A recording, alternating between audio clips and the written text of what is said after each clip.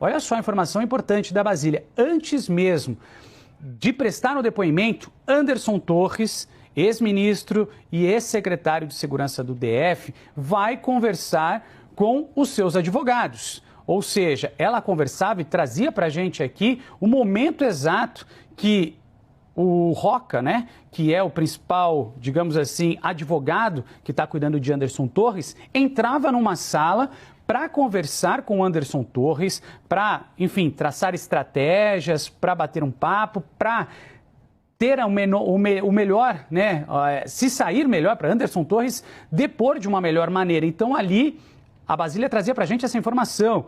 O Roca, advogado principal desse pool de advogados que é composto, né, que compõe a defesa de Anderson Torres, está nesse momento reunido com o Anderson Torres numa sala antes que aconteça o primeiro depoimento de Anderson Torres à Polícia Federal. Mas a Basília trouxe para a gente em primeira mão como é que funcionou passo a passo dessa prisão de Anderson Torres. Então vamos lá, vamos recapitular. Anderson Torres chegou às 7h17, a gente mostrou essa imagem ao vivo da aeronave pousando aqui no Aeroporto Internacional de Brasília. Anderson Torres foi o primeiro a deixar e descer da aeronave. Tá? Então a gente está falando informação em primeira mão da Basília, informação que tudo aconteceu de uma forma tranquila, rápida e discreta. Foi isso que a Basília apurou e conseguiu com as fontes dela, que a gente trouxe em primeira mão aqui. Tudo aconteceu de uma forma rápida, tranquila e discreta. E aí sim, Anderson Torres desceu, foi recebido por um delegado da Polícia Federal.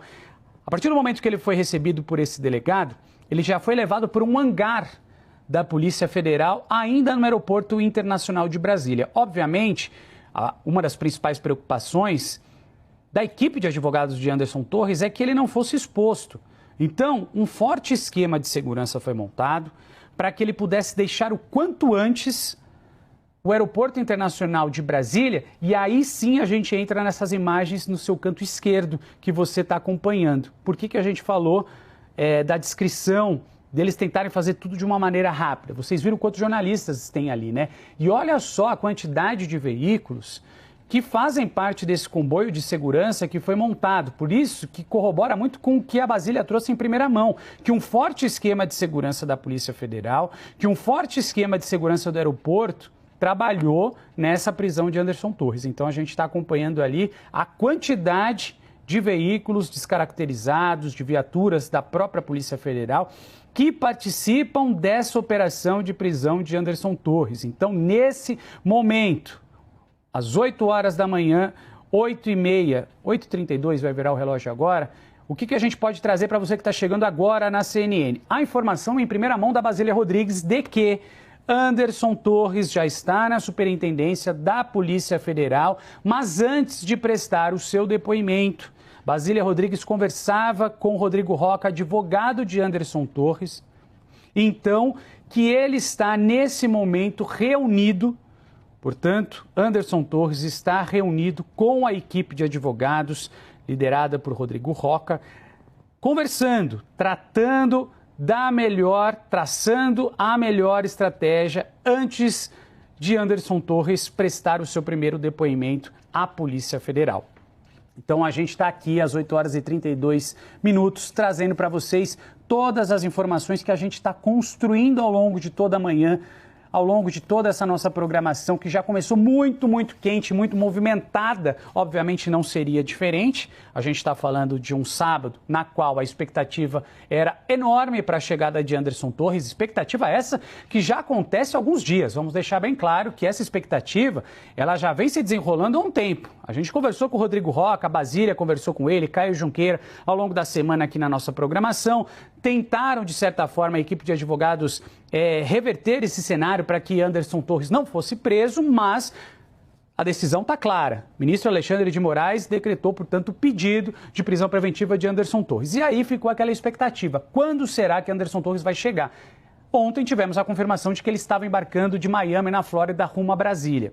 A gente mostrou aqui o momento exato que Anderson Torres chegou ao Brasil num voo vindo da Gol, né, um voo da companhia aérea Gol, vindo de Miami, Flórida, onde ele passava férias com a família, pousou às 7h17 da manhã. Eu olhei bem o relógio nesse momento, por isso que eu estou frisando esse horário, porque foi o momento exato que Jefferson Couto, nosso repórter cinematográfico, flagrou o avião chegando e pousando no Aeroporto Internacional de Brasília. Aí a gente teve todas as informações, tivemos as informações precisas, checadas, apuradas pela nossa analista de política, Basília Rodrigues, que trouxe em primeira mão o passo a passo dessa prisão, como essa prisão aconteceu. Portanto, a gente vai trazer para vocês. Assim que a aeronave chegou em Brasília, Anderson Torres, ela taxiou, a gente mostrou a imagem da aeronave taxiando, ela parou ali, obviamente, num gate. Anderson Torres foi recebido, foi o primeiro a ser recebido, né? Obviamente, para manter a discrição, tínhamos muitos passageiros, né, dentro dessa aeronave, era um Boeing 737, então, assim, esses passageiros, tudo foi feito de uma maneira rápida, muita discrição, discreta, tranquila, e Anderson Torres foi o primeiro a descer. Assim que ele desceu, ele já foi recebido por quem? Por um delegado da Polícia Federal. Isso também corrobora com as informações que a gente mostrava para vocês aqui na CNN Brasil, da movimentação dentro do aeroporto com a Marina Demore. A Marina estava na frente da delegacia da Polícia Federal, ali dentro do aeroporto. E ela falou, olha, ao longo dessa manhã, madrugada, a gente tem muitos policiais, agentes de plantão. Num determinado momento, assim que a aeronave pousou, esses agentes se dirigiram para a parte interna da imigração ali do Aeroporto Internacional de Brasília. E foi aí que a gente estava conversando, a Marina trouxe essa informação e corrobora também, obviamente, com essa informação em primeira mão que foi dada pela Basília Rodrigues, da maneira que se deu essa prisão. Depois que Anderson Torres foi recebido por um delegado, foi preso, ele foi levado para um hangar da Polícia Federal, ainda dentro do Aeroporto Internacional. E esse forte esquema de segurança que vocês estão vendo nas imagens, no canto esquerdo, recuperadas, né, corrobora também muito com a informação de que foi e precisava, né, ser um esquema muito grande de segurança. E o porquê? Porque Anderson Torres não é um preso comum, como a Basília contava pra gente. Obviamente, não seria diferente que esse esquema de segurança fosse montado. Por quê? Acima de tudo, ele também é delegado da Polícia Federal. Ele também foi ex-ministro de Jair Bolsonaro. Ele também é ex-secretário de Segurança do Distrito Federal. Então, essa tratativa entre advogados de Anderson Torres, essa tratativa com a Polícia Federal de como essa prisão iria acontecer, ela já deve estar, ou ela vem acontecendo há um bom tempo, para que tudo fosse feito de uma maneira muito rápida, tanto que a gente quase não registrou a saída de Anderson Torres desse comboio da Polícia Federal saindo do Aeroporto Internacional de Brasília, mas registramos a chegada desse comboio à sede, à Superintendência da Polícia Federal no Distrito Federal. Portanto, informações que a gente vem atualizando, informações que vão chegando a todo momento e a gente vai construindo ao longo de toda a nossa programação justamente esse quebra-cabeça da prisão de Anderson Torres, que nesse momento trazemos aqui e reafirmamos essa informação importantíssima da Basília Rodrigues. Antes de qualquer depoimento de Anderson Torres à Polícia Federal, antes de qualquer depoimento, Anderson Torres está agora, às 8h37 da manhã, ele está reunido com a sua equipe de advogados, com a defesa, para traçar a melhor estratégia, para se antenar, inteirar, digamos assim, de possíveis novos assuntos. Qual que é a melhor maneira que ele vai, né, traçar essa defesa, essa estratégia nesse depoimento, nesse primeiro, que é de extrema importância. Então, informação de momento, Basília Rodrigues trouxe para a gente, ela conversava com o Rodrigo Roca, advogado de defesa de Anderson Torres, minutos antes dele entrar na sala para conversar com o cliente, ou seja, antes do depoimento desse primeiro e tão aguardado depoimento de Anderson Torres à Polícia Federal. O que vai acontecer? Anderson Torres está nesse momento com a defesa traçando a melhor estratégia e aí sim todo o trâmite burocrático deve acontecer na sequência. Vamos ter, obviamente, o depoimento. Na sequência, como é de praxe para a Justiça, ele terá de passar pelo Instituto Médico Legal. Todo preso precisa passar pelo Instituto Médico Legal, pelo corpo de delito, esse teste que é fundamental justamente para saber se a integridade do preso foi preservada. Por isso que é feito esse exame na Polícia Civil. Se vocês que estão acompanhando a gente desde as primeiras horas aqui dessa programação, acompanhou que a gente tem uma equipe lá na frente, né, da Polícia Civil.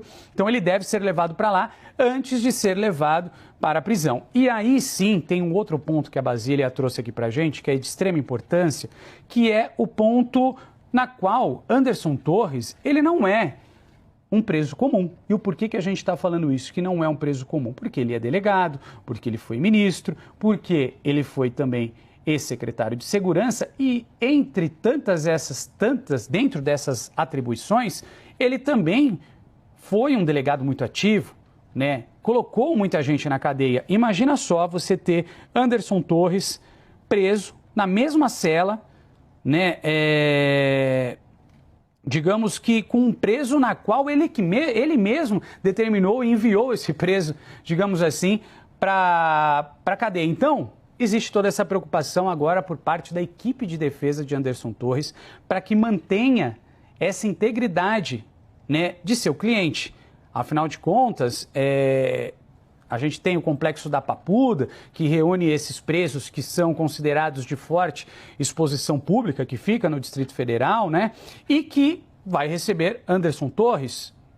A expectativa é essa. Mas agora os advogados querem que a integridade de seu cliente seja preservada. Obviamente que não exista qualquer tipo de possibilidade de violação da condição de preso de Anderson Torres, porque a partir de agora, a partir do momento que ele pousou no Brasil, ele já está na condição de preso, porque recaía sobre ele um pedido de prisão preventiva, na qual a gente vem mostrando o cumprimento por parte da Polícia Federal.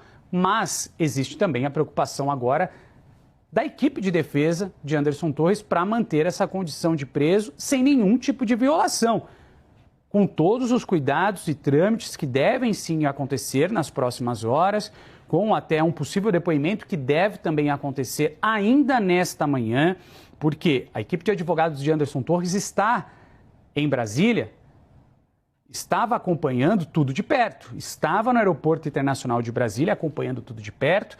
Na sequência, assim que o avião pousou, ela possivelmente estava junto, né, do delegado, dos agentes da Polícia Federal que efetuaram deram voz de prisão. E aí, na sequência, essa equipe de advogados de Anderson Torres já foi direto para a Superintendência da Polícia Federal no DF, onde nesse momento Anderson Torres está numa sala, informação importante da Basília Rodrigues, está numa sala conversando com a sua equipe de advogados. Então, essas informações que a gente traz para vocês são informações de momento, 8 horas e 41 minutos. Na CNN Brasil, a gente já está mostrando o momento exato da chegada, o momento exato na qual a aeronave taxiou, as informações em primeira mão da Basília Rodrigues, nas quais traziam as seguintes informações, que Anderson Torres foi recebido por um delegado da Polícia Federal, né, que o recebeu, obviamente, deu ali a voz de prisão, na sequência foi levado para um hangar, na sequência,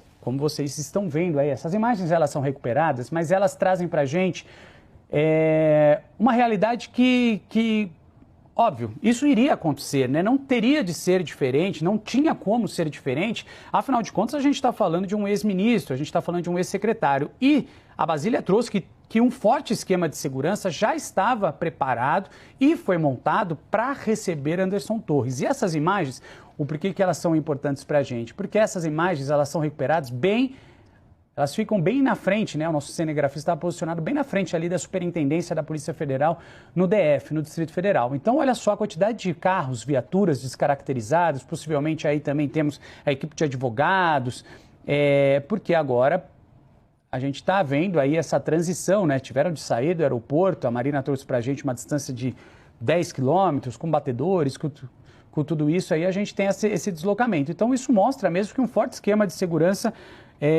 foi montado. E para ajudar a gente, a dona da apuração, ou melhor, das apurações, a Basília Rodrigues já está aqui conosco de novo por telefone, para trazer mais detalhes, mais informações, mais apurações. Por favor, Basília. Olha, Renan, a gente observa aqui uma nova movimentação em Brasília, informações minhas e também da Marina Demore, nossa repórter que está em campo. Sai um comboio da Superintendência da Polícia Federal, aqui do Distrito Federal, em direção, aparentemente, ao complexo penitenciário da Papuda. Dentro da Papuda, Renan, tem uma carceragem que é do 19º Batalhão da Polícia Militar, que é conhecida como Papudinha. é onde estão os presos especiais. Então, agentes de polícia, delegados de diferentes corporações têm como certa esta prisão, que é dentro do grande complexo da penitenciária da Papuda, mas tem condições especiais, mais espaço, uma organização diferenciada do restante do complexo da Papuda. Tanto é que ela é até chamada afetuosamente de Papudinha. Então, não sabemos se é para lá onde está indo Anderson Torres. Ex-integrantes da equipe de Torres no Ministério da Justiça, com quem conversei agora há pouco, dizem que está tendo um desencontro de informações. E, claro, isso é estratégico até para preservar Anderson Torres. Então, coloca nós, jornalistas, em meio a este tumulto de informações. Estava no aeroporto, obviamente, porque foi onde o avião de Miami chegou aqui a Brasília, foi para a superintendência da PF, inicialmente foi para o hangar da PF, depois da superintendência, e agora novas informações apontando para mais um destino da chegada de Anderson Torres ao Brasil, que é o complexo penitenciário da Papuda, que é a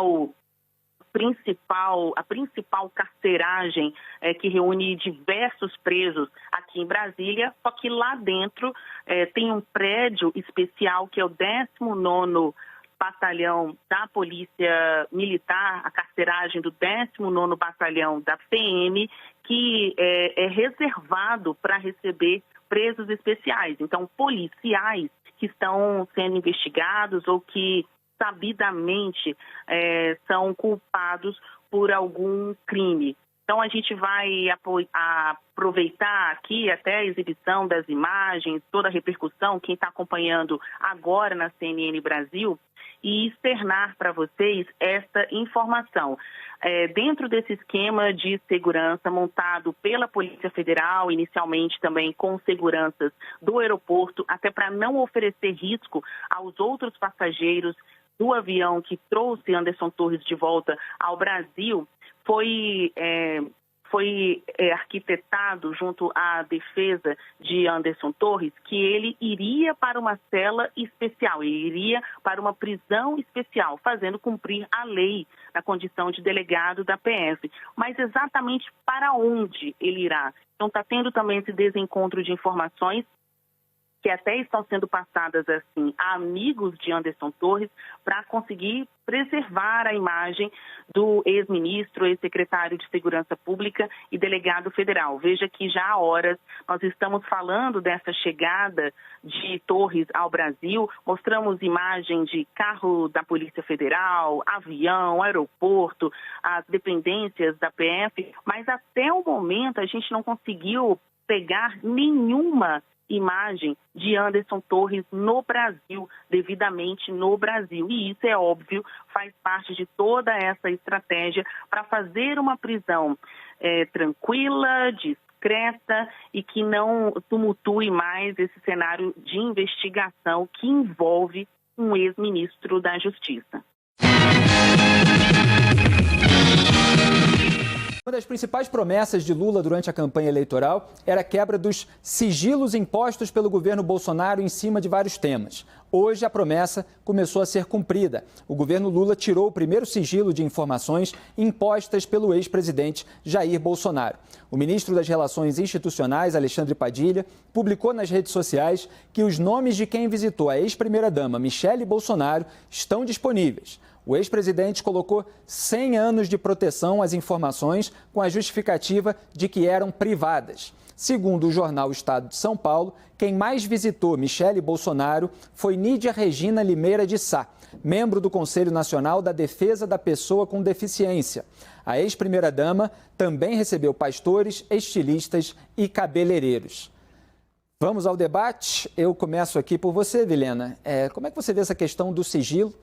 Foi muito usada ali na campanha, o Lula fez promessa de revogar esse sigilo. Quando chegou no poder, sentiu que precisava de mais tempo de análise, mas para não descumprir a palavra, abriu ali um período de análise e agora está vindo aos poucos o que eles consideram importante revelar.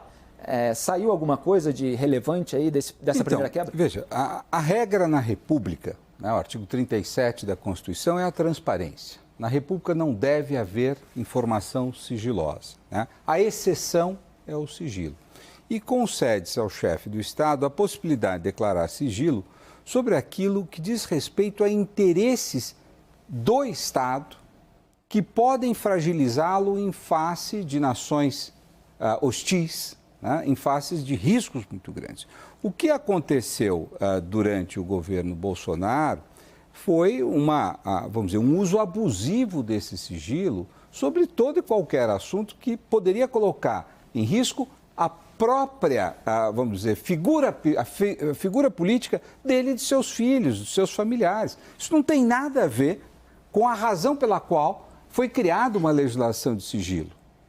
Porque não está aqui em defesa a integridade do Estado brasileiro, mas sim a privacidade de um político que, ao assumir um cargo dessa relevância, perde uma grande parcela da sua privacidade. O homem público tem uma esfera de privacidade que é muito menor do que cada um de nós, certo? Então, na realidade, há um uso abusivo. Eu acho que foi uma medida muito correta, ao invés de quebrar todos esses sigilos, submeteu-se à Controladoria Geral da União, ao ministro responsável, doutor Vinícius, para que ele aferisse o que é realmente matéria de sigilo e corresponde àquilo que a legislação permite e o que não é. Eu acho que nós vamos ter agora uma série de coisas bizarras que nós vamos assistir. Não há nenhum problema no caso aí da primeira-dama, receber o cabeleireiro, etc. Está tudo em ordem, não há nenhum problema. Mas o que você não pode é proteger coisas que ferem o Estado, né? Então é isso que nós... Criminosos foram lá, pessoas que foram defender interesses indefensáveis estiveram no palácio, dinheiro foi usado com alguma coisa ilegal, indevida, a saúde pública do presidente, quando ele ia para o encontro com crianças, estava protegido, ele pôde colocar em risco a saúde pública. Todas essas coisas são objeto de interesse público e a Constituição determina que sejam públicos, abertos ao conhecimento público. E como é sigilo, a gente não sabe exatamente o que tem lá, mas a gente fica imaginando. Agora, tem uma lista de temas desses itens que estão sob sigilo. Então, Pazuello, o ex-ministro da Saúde, Eduardo Pazuello, vacinação do Jair Bolsonaro, rachadinhas do Flávio Bolsonaro, mensagens do Itamaraty sobre a prisão de Ronaldinho Gaúcho no Paraguai, mensagens entre general Heleno e Carlos Bolsonaro e os visitantes no Palácio do Planalto e residência oficial. Quer dizer, sobre todos esses temas pode aparecer alguma coisa, não se sabe exatamente o quê. Hélio Beltrão, o que você acha disso? Eu acho muito ruim. Deixa eu explicar o que eu quero dizer. Primeiro, eu acho que deveria haver transparência basicamente total de tudo que o Estado faz, salvo informações muito específicas que sejam do interesse do país, não do Estado, mas do país, que sejam ruins, que sejam reveladas, se forem reveladas, que isso pode prejudicar o país, o Brasil. Não é o caso de nada do que a gente está discutindo aqui em geral, tá certo? Eu entendo quando é uma situação ou uma informação de interesse exclusivamente pessoal, ela poderia ser mantida em um sigilo. Eu entendo isso. Mas, mesmo no caso da agenda da primeira-dama, em geral, não estou falando só da Michelle, mas em geral, principalmente quando tem visitas que são envolvidas com o Estado, como é o caso do interesse dela, de deficientes públicos e tal, ela recebeu essa pessoa da secretaria, eu acho que tem que ser público, tá certo? Então, eu sou contra a regra como ela está sendo usada hoje. Talvez eu seja até contra certos aspectos da regra e como ela está sendo usada. Agora, a primeira informação liberada é a informação para expor a primeira-dama. E a gente viu que não tem nada demais, mas para expor a primeira-dama. Isso eu acho que não pega bem, isso vai ser lido, de novo, como uma espécie de revanchismo. Você tá, a primeira coisa que liberaram foi a da primeira-dama. O Lula tinha dado 30 dias para a CGU avaliar em detalhes os sigilos, mesmo antes dos 30 dias, resolveram já liberar, logo a primeira coisa é a da primeira-dama. Acho que pega mal, não seria necessário, podia ter esperado para liberar tudo junto.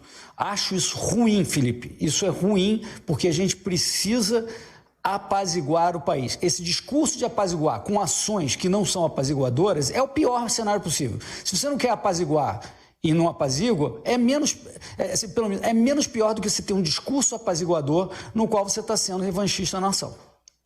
Obrigado, Hélio. Zambelli, eu quero sua avaliação, evidentemente, sobre esse caso, mas o fato de ter sido revelado, por exemplo, cabeleireiro da primeira-dama, e essa ter sido a primeira revelação dessa lista de sigilos, não pode gerar uma reação de, olha, não tem nada, estão revelando só questões íntimas, quer dizer, é revanchismo, é vingança, do ponto de vista até estratégico, não seria melhor fazer de outra maneira? Eu acho que esse episódio ele não mostra nenhuma ilegalidade, não tem nenhuma conduta irregular por parte da ex-primeira-dama.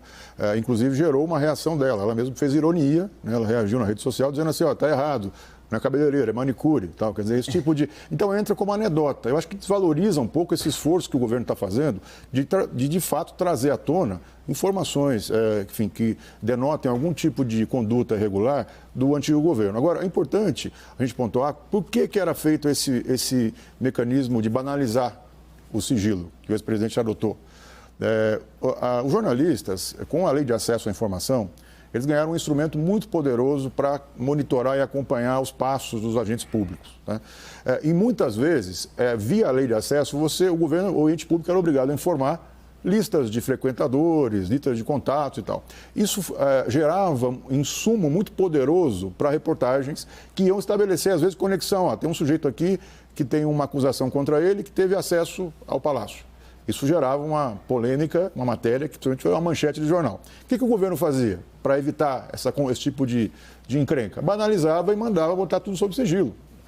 Aparentemente está acontecendo isso, está ficando claro que era um instrumento para você impedir que as investigações fossem a fundo. Agora, esse episódio, de fato, como o Hélio falou, ele mostra que tem uma coisa ali meio de, sabe, de tentar, parece, provocar. Eu acho que, assim, todo dado de quem frequenta lugares públicos tem que ser aberto. Então, não vejo problema na divulgação. Só acho que o timing, talvez fosse mais poderoso, do ponto de vista da comunicação para o novo governo, apresentar algo que fosse ou ilegal ou irregular, e não é o caso. Casão, o que você acha? Então, primeiro assim, o que é legítimo se fala em voz alta, né? Se é legítimo se fala em voz alta. Vocês, como vocês falaram, não tem nenhuma ilegalidade lá, não tem ninguém suspeito lá visitando. Por que o sigilo desse caso?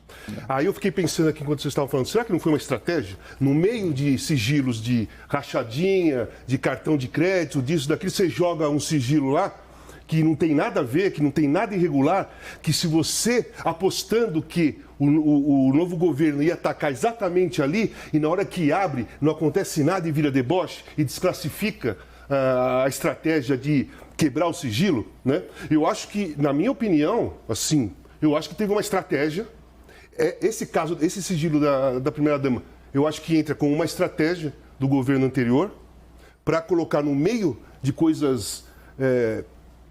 A serem escondidas? A serem escondidas, uma coisa que não precisa ser escondida. E na aposta que os caras, quando vão quebrar o sigilo, eles vão atacar a primeira-dama para tentar desmoralizar. E aí ataca lá, não tem nada e vira deboche, vira, sabe, vira uma piada, como você falou, e aí desclassifica a atitude. Eu acho que errou começar por aí. Eu acho que errou, na minha opinião. Mas também acho que a gente tem que tomar cuidado do seguinte, o erro é ter colocado isso sob sigilo. Exatamente. Abrir um sigilo demonstrando, então, não há nenhum problema. A gente precisa lance é estratégia. Eu falei de estratégia. Como eu não sou estrategista político, mas dizer o seguinte, a gente não pode também errar não pode errar na acusação de quem está mais errado. Sim, estabelecer simetrias.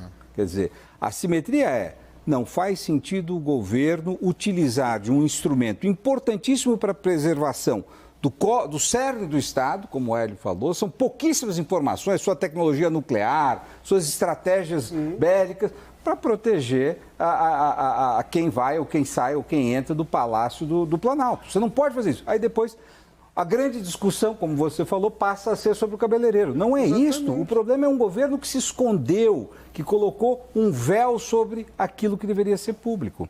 Eu acho assim, você falou de erro, né? Que não tem... Eu pensando agora, assim, não teve erro. Ele fez o sigilo que ele podia fazer. E o Lula quer quebrar o sigilo e escolheu esse caminho. Para mim, foram duas estratégias. Funcionou a estratégia do Jair Bolsonaro, não funcionou a estratégia do Lula. Porque a primeira, talvez eles tinham certeza que iam quebrar esse sigilo e ia acontecer alguma coisa. Alguma coisa que você tá vendo e não aconteceu. Aí o jogo vira um pouco, cai um pouco de descrédito. Eu acho que tudo tem estratégia. Né? Você faz um programa, você tem as estratégias de colocar os temas, a gente tem estratégia para debater, eu fico ouvindo, aquele que fala primeiro já fica um pouco mais tenso, porque vai dar opinião, aí os outros vão desenvolvendo. Isso tudo são estratégias.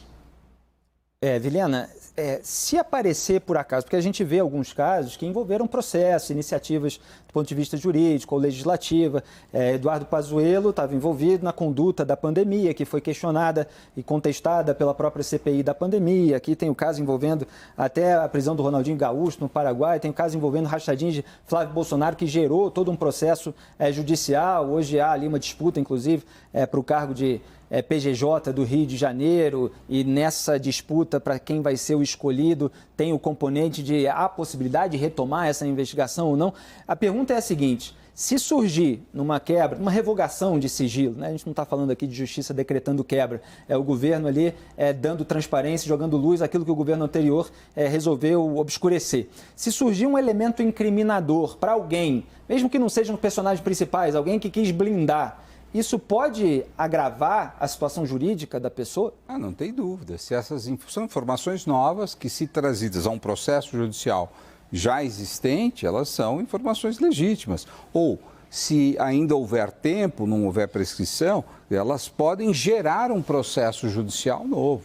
Né? Então, é fundamental que nós realmente revoguemos aquilo que não poderia ter sido colocado sob sigilo. Eu acho que é grande parte das informações, nisso eu concordo com ela. Quer dizer, grande parte das informações não podem ser, porque numa república, quem assume o poder tem que ter uma vida transparente. Obrigado, Oscar.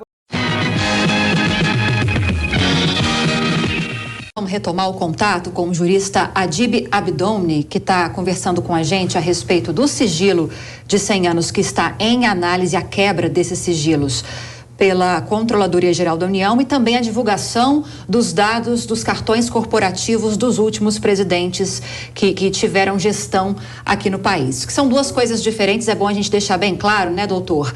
Em relação a essa divulgação de dados de gastos no cartão corporativo, é uma prerrogativa da população saber quais são essas informações. Está prevista essa divulgação na Lei de Acesso à Informação, houve um acórdão do TCU reforçando essa importância, porque o cartão corporativo, ele é utilizado para gastos emergenciais.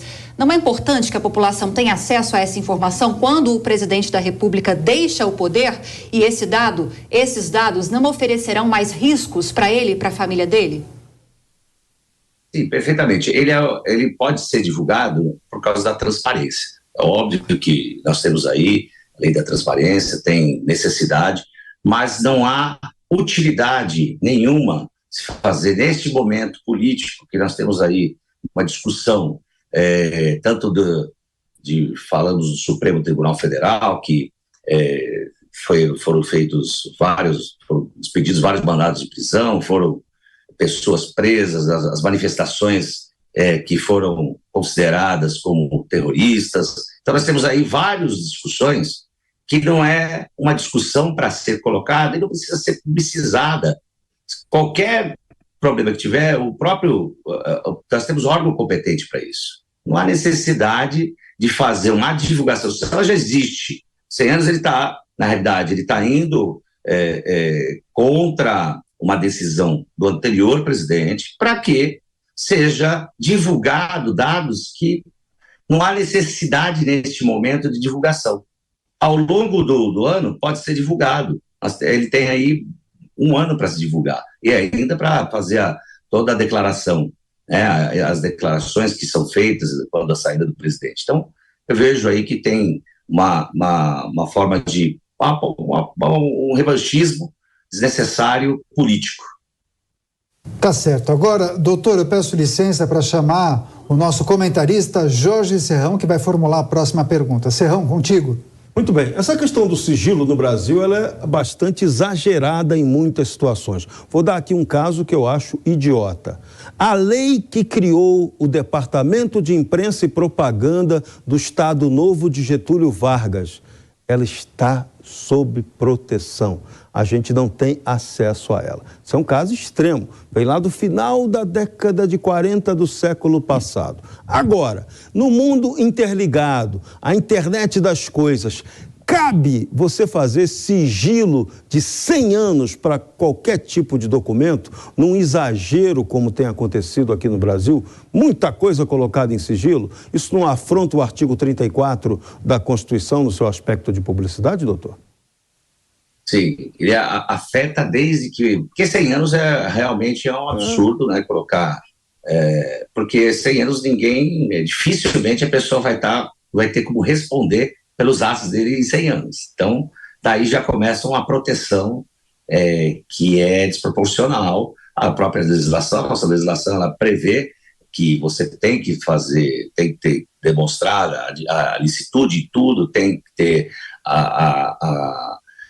tem que ter a clareza, tem que estar com todas as contas em dia, e tem aí, responde por qualquer ato que for ilegal. Então, há necessidade, sim, da transparência, que é uma lei, está em vigência, e os 100 anos, realmente, ela foi colocada, entendo também, certo, muito para trampar algum erro ou ainda não ser questionado no futuro.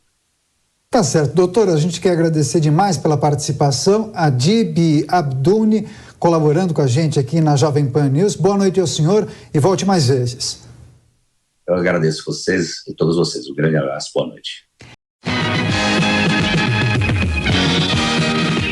Agora a gente muda de assunto, a gente volta nossas atenções para um tema que está dominando Brasília. O Supremo Tribunal Federal abriu um novo inquérito contra Jair Bolsonaro por divulgação de dados sigilosos. O presidente divulgou essa informação nas redes sociais, colocando um link para um inquérito da polícia que era sigiloso dentro do Tribunal Eleitoral. Esse inquérito apura invasão nos sistemas de informática dessa corte. A decisão do ministro Alexandre de Moraes atende... Isso na internet. Eita, meu celular falando sozinho. Desculpa, gente. A decisão do ministro Alexandre de Moraes atende a um pedido feito pelo Tribunal Superior Eleitoral. Agora, não é o único inquérito do presidente Bolsonaro no Supremo, né, Roberta Russo? Que é onde correm inquéritos para essas pessoas que têm foro privilegiado por cargos que ocupam no governo. É o quarto inquérito do presidente na Suprema Corte, Carla, e a gente separou uma tela aqui para mostrar, então, as ações que Bolsonaro responde. Primeira de todas aqui, interferência na Polícia Federal, a suposta interferência do presidente na Polícia Federal, esse caso que foi aberto pela PGR após acusações do ex-ministro da Justiça, Sérgio Moro. No mês passado, o ministro do Supremo, Alexandre de Moraes, prorrogou o inquérito por mais 90 dias. E aí o julgamento deve ser retomado em setembro nesse caso. Agora a gente vai para o segundo inquérito de prevaricação no caso Covaxin. A denúncia diz o seguinte, que o presidente Bolsonaro não tomou as medidas adequadas diante da denúncia do deputado Luiz Miranda sobre o possível esquema de corrupção na compra da vacina indiana Covaxin. Aí a gente vai para o terceiro inquérito de notícias falsas sobre urnas e processo eleitoral. O presidente foi incluído nessa ação por causa das apurações sem provas de fraudes em eleições passadas e contra as urnas eletrônicas. Ele vem falando sobre isso várias vezes, sem apresentar nenhuma prova de fraude nas últimas eleições. E o inquérito de agora, que a Carla citou, vazamento de dados, inquérito sigiloso, que a gente estava falando do Tribunal Superior Eleitoral. Essa ação não tem número porque ainda não foi autuada como inquérito. Carla. Roberta, a gente teve também uma fala do presidente Bolsonaro sobre essa nova denúncia, né? Exatamente. Ele disse que só não tem cópia do inquérito quem não quer. Vamos ver então essa fala do presidente Jair Bolsonaro sobre o inquérito. Com essa adesão da Jane Moraes, eu acho que só não tem a cópia do inquérito quem não quer. Ou acho que apagou, se tirar do meu site, apagou, resolveu o assunto. As provas estão lá. E olha a história que eu quero contar aqui. Não tenho provas. É apenas aí uma suposição. Que a história, ou história que chega pra gente, era que o acordo com esses hacks seria de desviar 12 milhões de votos do candidato Jair Bolsonaro. Sumir com 12 milhões de votos. Repito, não tenho provas e não sei se isso é verdade. Mas a história que estamos apurando é essa. Vou chamar o Gustavo Uribe para falar com a gente, porque temos então aí o 4º inquérito já aberto no Supremo contra o presidente Jair Bolsonaro. Que é isso? É uma espécie de aviso do Supremo ao presidente? Carla, é um tiro para o alto nas palavras de um ministro do Supremo Tribunal Federal. Um tiro para o alto para que o presidente Jair Bolsonaro saiba que ele tem de mudar de postura, que ele não pode mais fazer críticas públicas a integrantes do Supremo Tribunal Federal. Houve uma conversa em julho entre o presidente Jair Bolsonaro e o presidente do Supremo Tribunal Federal, Luiz Fux.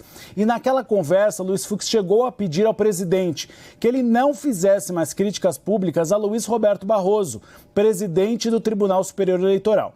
O presidente Jair Bolsonaro deu de ombros e continuou a fazer críticas que ele tem feito nesta semana ainda, depois de Luiz Fux ter desmarcado aquele encontro dos chefes dos poderes. E não só críticas, como ofensas.